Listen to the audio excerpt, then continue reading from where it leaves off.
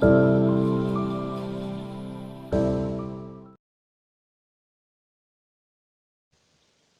it away. Hi everyone. Happy New Year. Compliments of the new season. And welcome to the first episode of 2026 of On the Boundary. Coach R, compliments. How are you? Compliments, coach.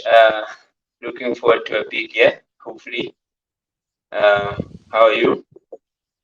I'm good, Coach. Hey, when you say big year, I'm hoping it's really a big year, and not one of those years where we cry about losing a World Cup final.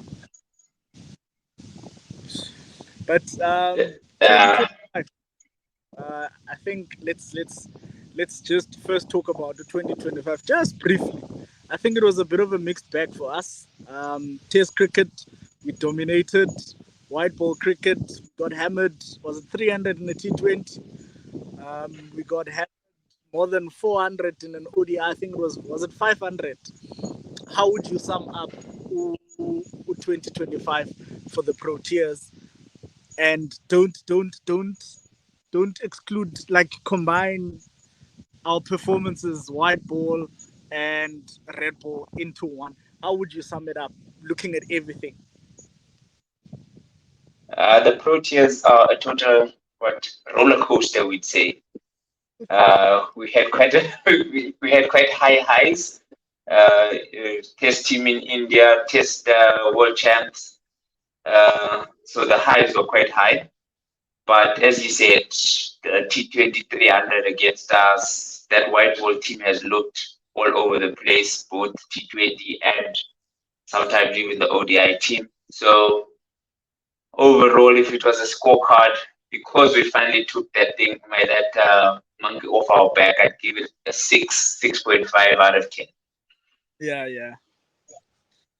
No, I get you, Coach. And I think it was a bit of a contrast when looking at how the team has been doing things before 2025 and 2024, up until 2024 and 2025. We used to have a team that was very gun in bilateral series, whether it was a tri series or a bi.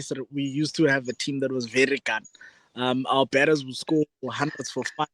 Bowlers would take fifers. Like, we would bully a lot of sides, but whenever it came to a world, we would everyone would just lose form. Everyone would just disappear.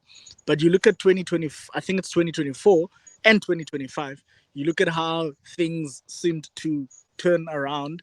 We were basically shit in bilateral series. I don't even want to sugarcoat it. Even with Rob Walter, it started with Rob Walter, where we were shit with in bilateral series in white ball cricket. But when it came to World Cups, we did really well. Semi-finals, final, and then Test cricket wise, we've always dominated. I'm for the opinion that had the Test Championship existed a long time ago, we would have won it more than four times now, or even five times. That's how good we've been in Test.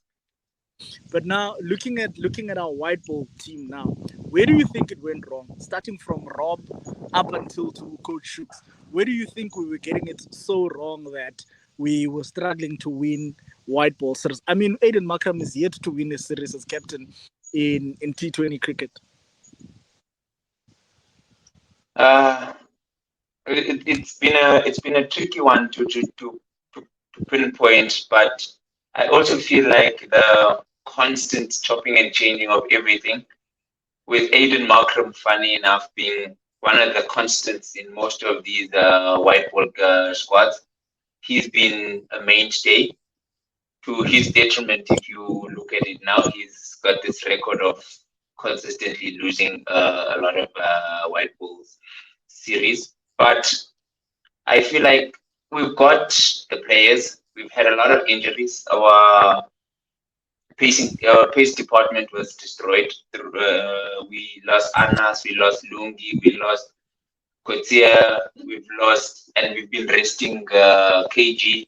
So we've gone into a lot of these series with B/C strength bowling lineups, but not as an excuse just that everything seems to be all over the place. We put our, I'd say, all our eggs in the tournament basket, trying to get everyone ready for tournaments, ending up resting them, which means they don't get a lot of games going into those tournaments. But it worked somehow for Rob, scraped into semifinals and finals.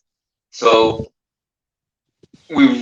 I like the fact that we've built quite a big pool of players, but Yeah. we've been quite all over the place. We haven't had a short 11 for quite a while now. Yeah, no, spot on, Coachy. Just to add to that, at some point we didn't have Nandre Berger, we didn't have Lizard Williams. You mentioned Gerald Potier. We actually had lost a lot of our experienced seamers, so we had to go back to guys like Luto Supamla, who I think is a really good bowler. To be honest, I know a lot of people don't seem to rate him, but I think he's a good bowler. But the thing with a bowler like him, uh, when you can't push that pace up, you're always going to get criticized by a lot of people. I call it a pace fetish, but we seem to still have a lot of people that think pace is everything. Um, just to wrap up on 2025, we move on from Rob, who the two of us were not happy with because of something that he said. But I go there. I'm not going to go back there. We move on from Rob. We move to Shooks. Everyone's excited. Shooks won us our very first ICC trophy or tournament. Everyone's excited to see how he's going to do. A few people are skeptical, but then he's given the job. The chopping and changing happens even more. We don't win a lot of matches. And we get to a point where a lot of people now are asking questions. Are we heading in the right direction? Where's this team going in white ball cricket? What are your thoughts on how Coach Shooks has done in the meantime with the white ball team? Do you think he will take us to the promised land? I'm not going to ask about whether he should stay or not. It's not up to us. But looking at Coach Shooks and how he's doing things, what are your general thoughts around it? And do you think he could take us to the promised land? When it comes to Shoksh, he likes to make cool decisions. I don't want to say strange anymore because they've won us a world championship, but he he works differently to some of, let's even say, the minds of the fans and some other coaches before. Yeah. So at the moment, I'm quite happy with Shooks. I'm not happy with the results that we've been getting. Okay. I've been watching the Proteas the same way I watch most of these T20 tournaments. I'm looking at key performances. So we've had Queenie back. Queenie's got some runs. That's great. We've had Lungi back. Lungi's bowled a few good spells. That's how I'm looking at it. The performances that as a team at the moment, we haven't had one great one put all together. Uh, there was a series where we would go, I think the series against India, we played really well one game, we played terribly the next. So we haven't had a middle ground yet where we find everything working together for a prolonged period. So at the moment, I'm giving him excuses by saying we've had a lot of chopping and changing. He's settling in on a team. He knows what he wants from his team, which is going to lead us into maybe the T20 World Cup that we're going to speak about now. But I'm positive with Shooks. I see some of the ideas that he's got in his team and what he would like the team to do. No matter how much you structure a team, you put things together, when people go off form, you as the coach will also take a lot of that. So with that middle order struggling to score runs, it will always look bad on the coach and the results of the team. Oh yeah, nah, spot on, Coachy. You mentioned what's this? You mentioned that you were giving the team a 6 for the year, and actually thinking about it, and I think six is fair. The six is fair. We can even push it to 6.5 because of the championship that they won. But yeah, we still want to have a team that basically dominates throughout the year. We still want to see a team that basically dominates throughout the formats. But like you said, with the chopping and changing, it becomes a bit difficult from a coaching perspective now. Thinking chopping and changing, continuity. There's no continuity, consistently as well. Even for players, if I'm playing if we head to India, we play, let's say, 4 games. I'm playing the first game and I'm playing the third game, or I'm playing the first and the fourth game. There's no room for me to find my feet, to find consistency, especially with the new guys as well. There's not enough room for them to find their feet. From a coaching perspective, how much of this do you think affects the coach? But it also depends on where it comes from. Does the chopping and changing come from the coach himself, or is it something that CSA said, well, we want to increase our pool, or we want to try and preserve certain players and protect them from injury? Let's just assume that it doesn't come from the coach. From a coaching perspective now, how much of an issue is it to have a different squad almost every series that you play? How much of your planning gets affected? I think if it's a whole CSA plan, if you want to say that, I don't think you as a coach should be affected as badly as a lot of people would think, because this is sort of an experimental phase. If you can, if if it's coming from the top and you are forced into some of the decisions that you have to make, you start looking at it in a, let's see what Lubabalo can do, keeping and opening. Let's see how this guy can bowl in the power play. Let's see how this can happen. And then you sort of build this pool with you finding roles for some of them that you had not known before and would have not known if the normal death bowler would have been there. You had your Anas, you had your KG, and you wouldn't have tried someone else in that role. But by being forced into these larger squads, more people having to play roles that they aren't accustomed to, you you start getting more people who play those roles, and then you also eliminate people who can't play certain roles. True. So it works both ways, and you end up with, let's say, a more experimental knowledge, and you know your squad, that when you have everyone and you've got your best 15, your best 11, you can pick and trust what you have. Yeah. No, that's spot on, coach. It makes a lot of sense as well. But I think it also not. But I think it also helps you in terms of now your flexibility as a coach, because it puts you in that situation where, my God, I don't have the same faces each time.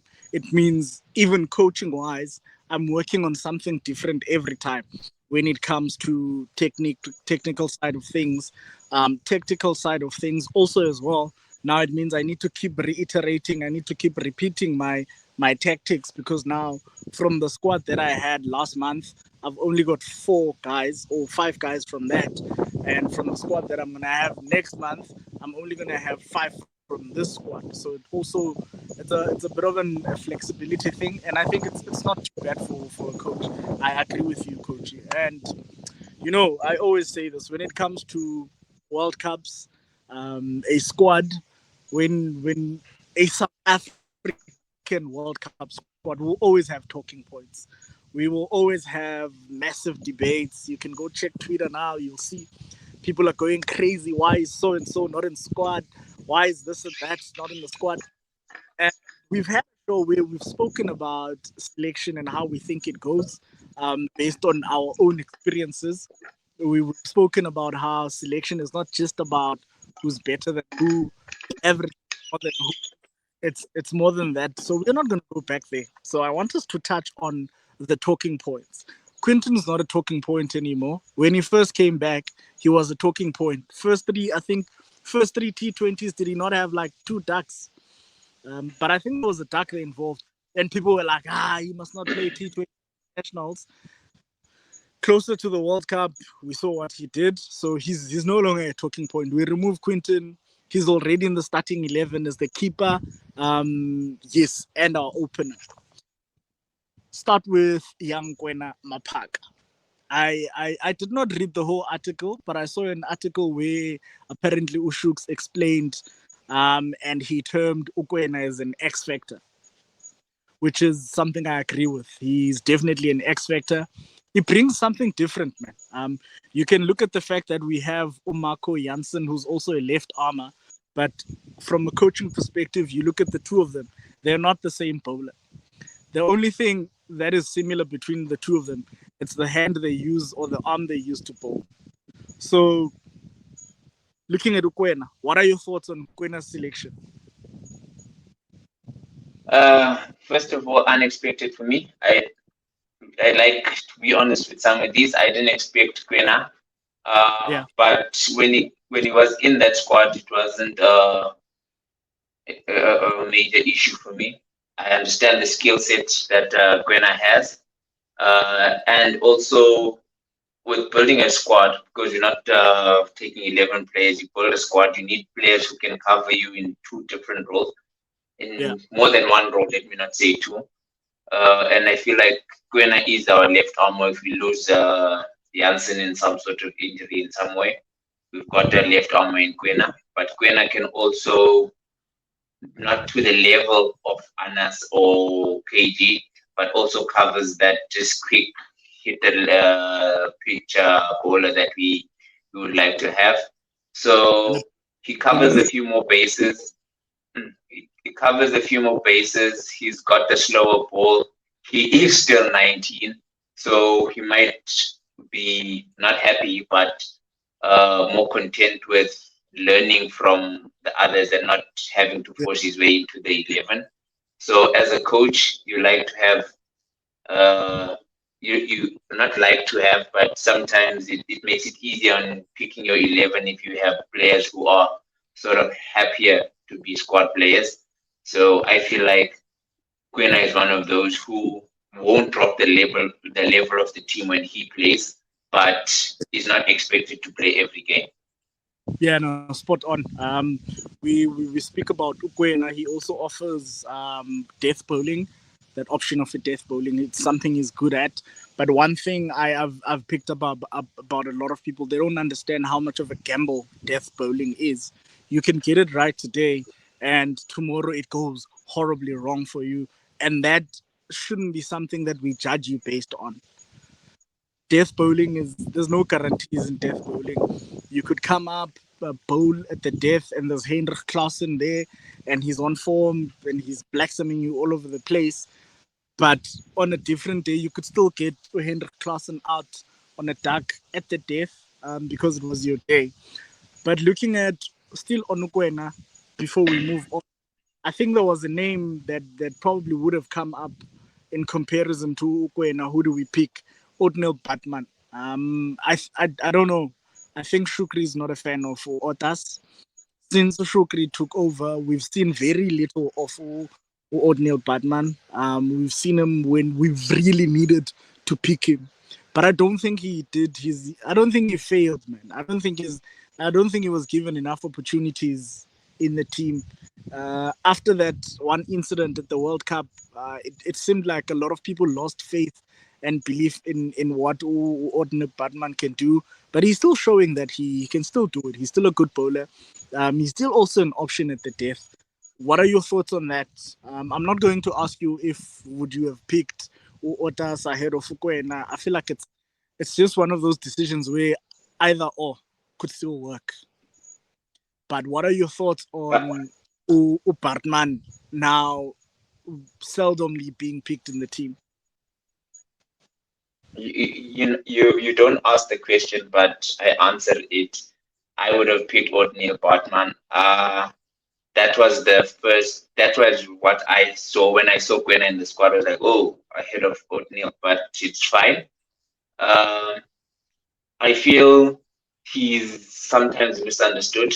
The skill sets he's got are don't scream. He doesn't bowl run 50, so he's not going to be known as the quick guy. He doesn't He's swing the also ball around corners.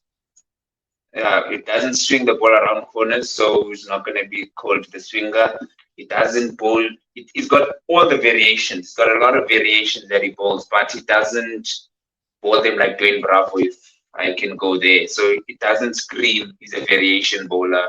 Doesn't yeah, scream he's a Yorker bowler.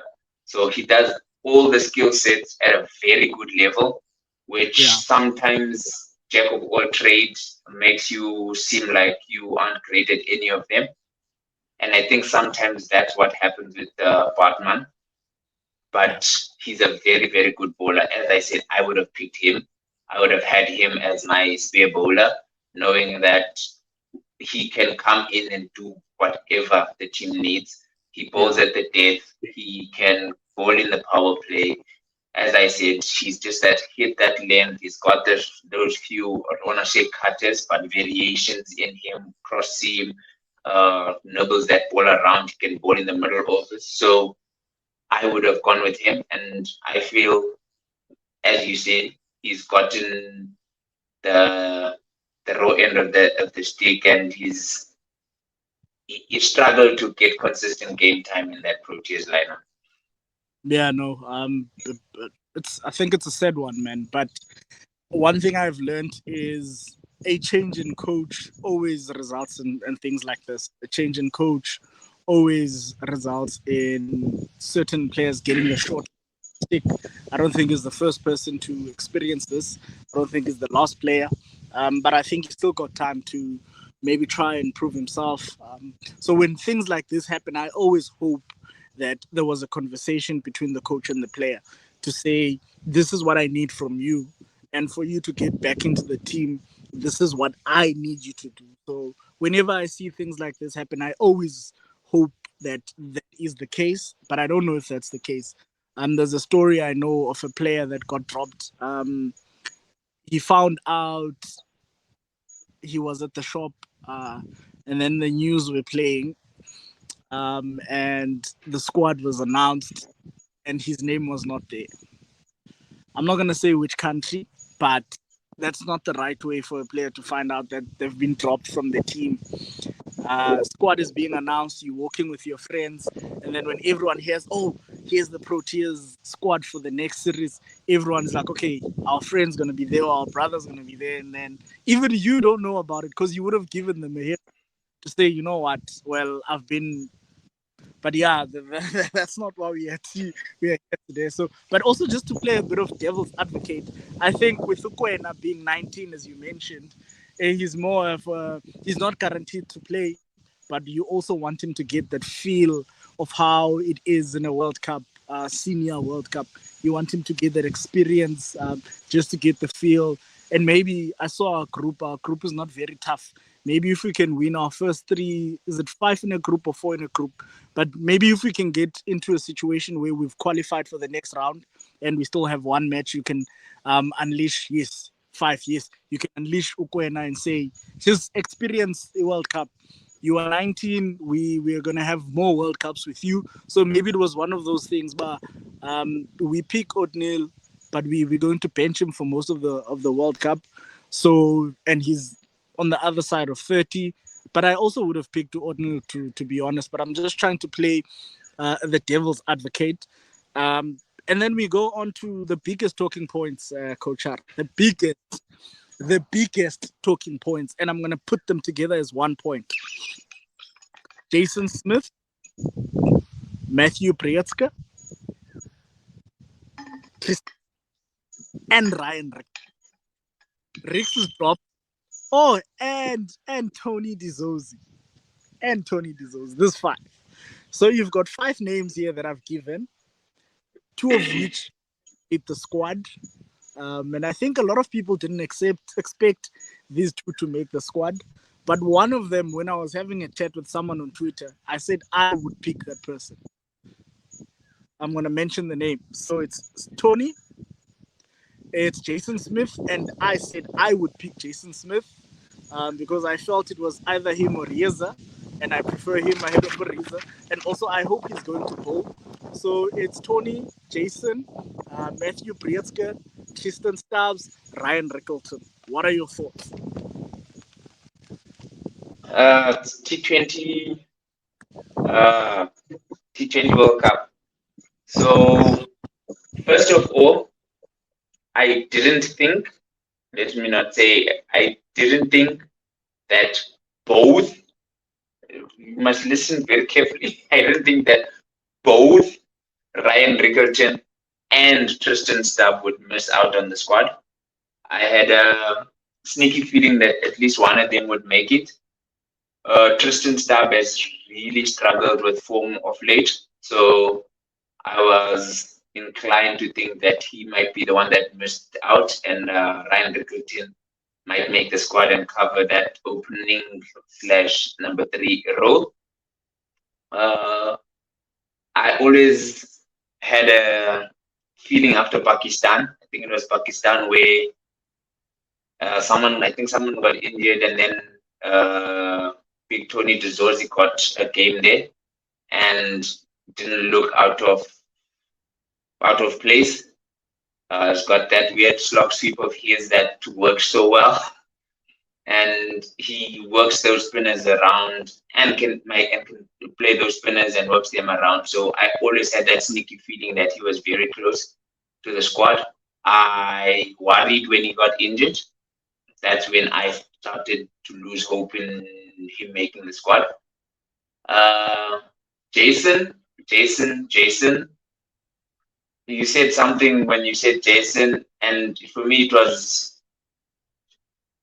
making the team as a batsman is gets tougher and tougher and tougher and tougher in this T20 squad. So the fact that he hasn't been bowling a lot also was fighting against him, in my opinion.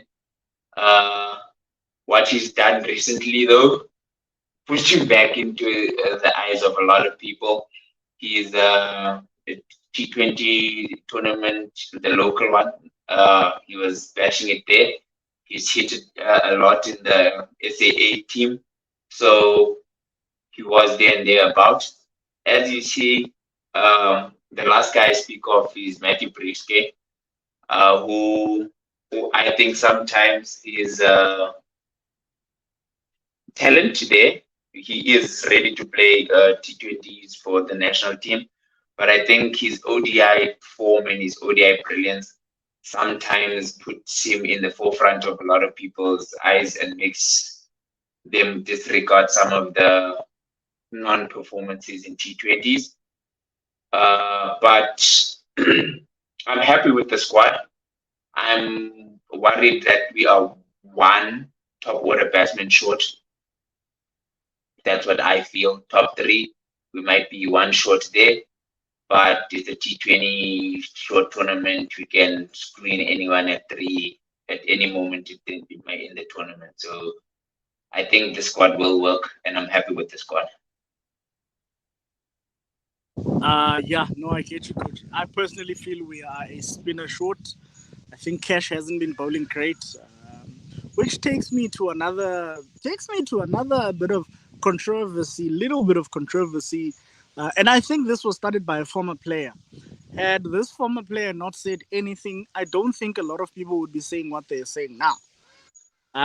Groot Roy, Simon Hammer, has been bowling fantastically well from the Test series. But now my issue is, yes, he's bowled well in the SA20 so far, but how many matches has it been?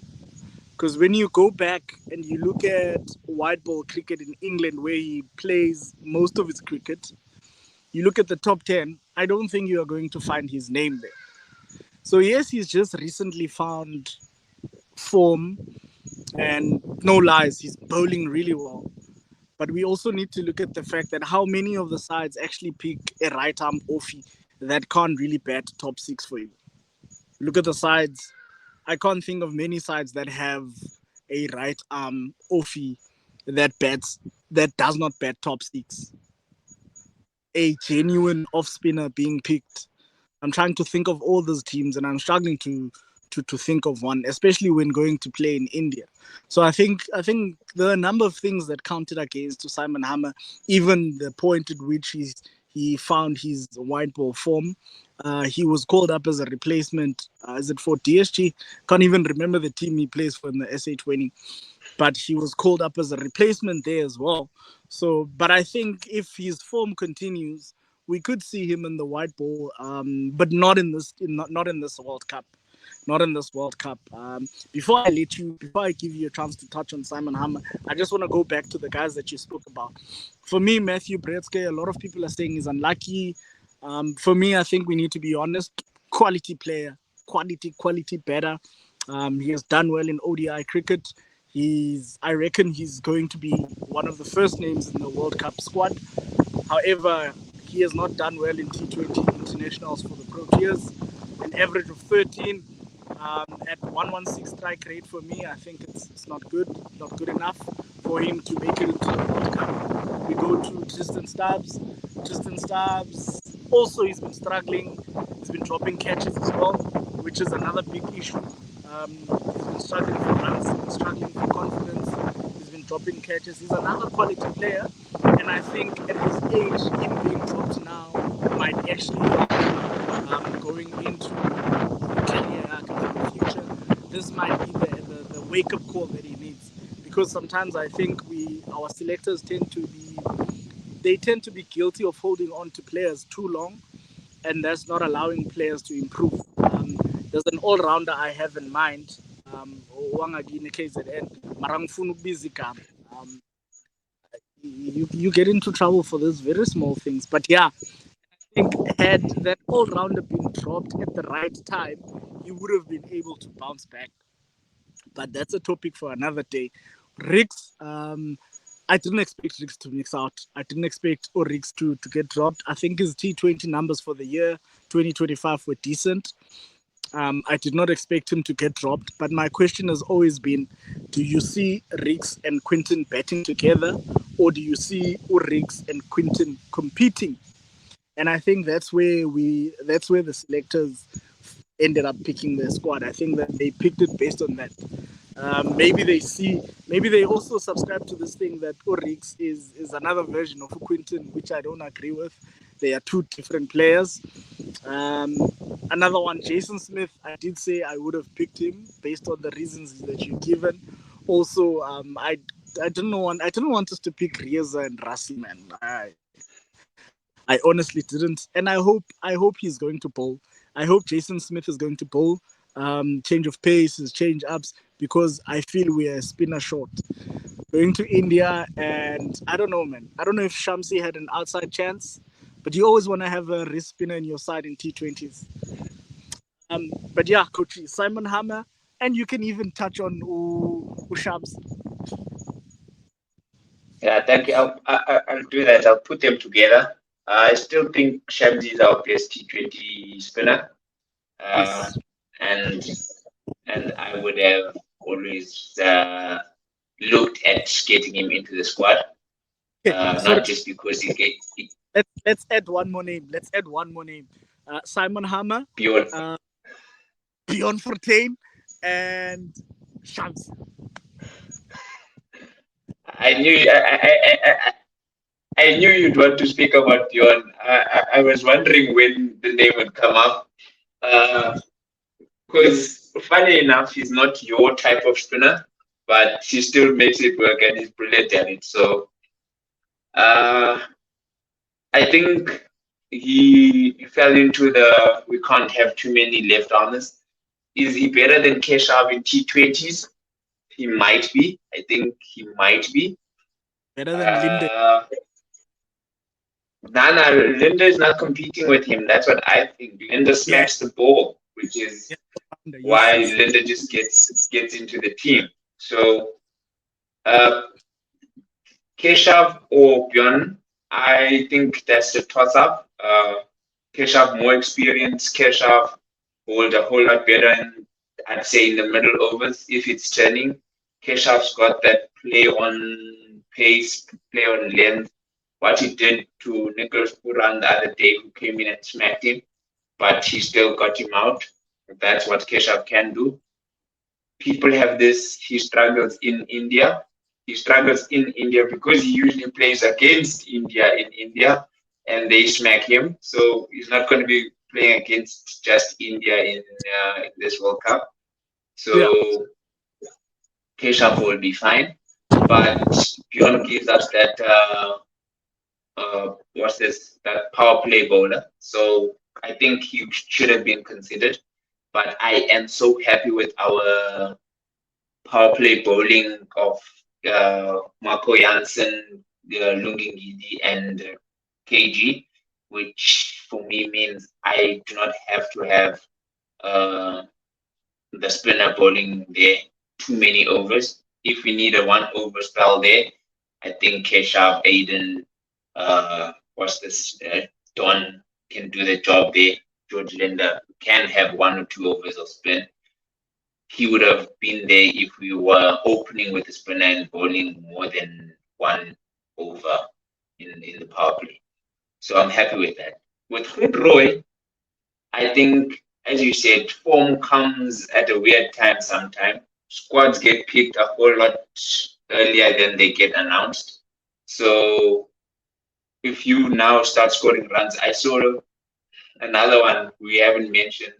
Squad gets announced yesterday. Luandre scores a 98 not out. It's always things like that that makes people think you should have been in the squad. So with Roy, I think he's also offy, as you said. Then we've got Aiden Markram, who's our part-time off spinner. We've got Don Ferreira, who's our part-time medium pace, who spins it off spin this much.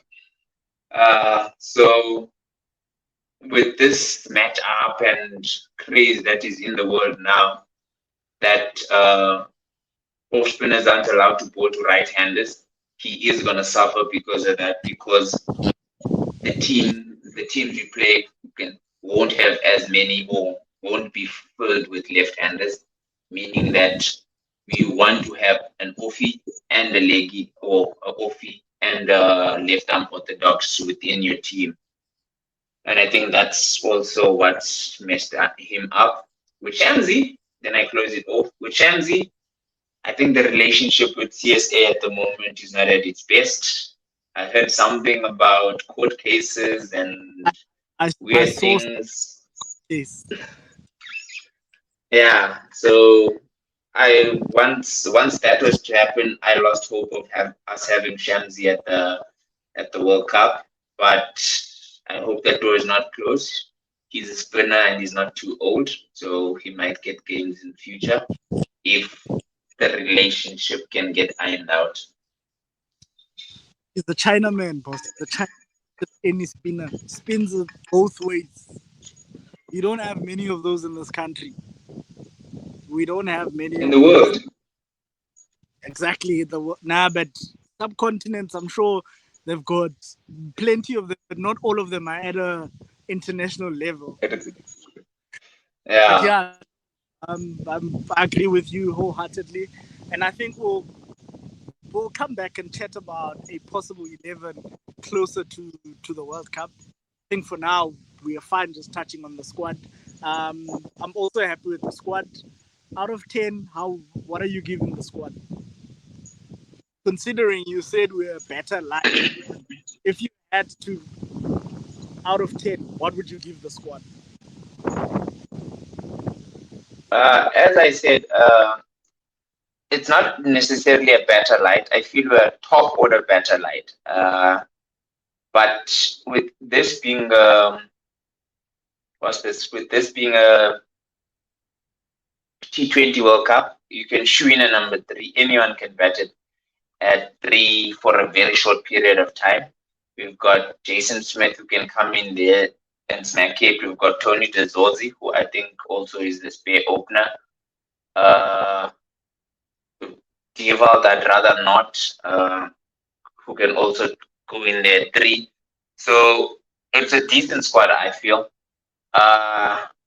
from players who are available, because I feel like the two players who would make the squad better aren't available at the moment. For me, it's Clausen and the spinner I've just spoken about, Shanzi.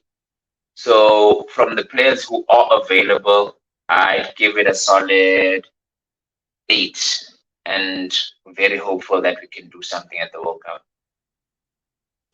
Oh yeah, nah, spot on, coach. Also, from my side, I was giving it an 8.5, but I've thought about a few things, and I'll give it an 8 as well. And then maybe on our next episode, we can talk about Diego Brevis and how you think they should use him. I've got my own way I think we should be using him, and yeah, but um, nice chat for the first time this year. It's been a while, but yeah, whoever you're watching, please don't forget to subscribe, like, and share. Coachy, do you want to say anything to close it off? Nah, nothing much. Looking forward to the rest of the SA20. Unfortunately, missing out on this late afternoon game Yeah. that I was hoping to go to, but looking forward to some cricket and a good 2026. I'll keep saying this. We're hoping for a good 2026, not only in the cricket, but everywhere. Let's look for a good 2026. Yeah, no, you can say that again. I would love a good 2026. But yeah, sport wise, hopefully Bafana can kick us off with an AFCON victory. And then we go to the T20 World Cup and the Proteas do likewise. Otherwise, see you, Coachy, and thank you to everyone's watching. Cheers. Cheers.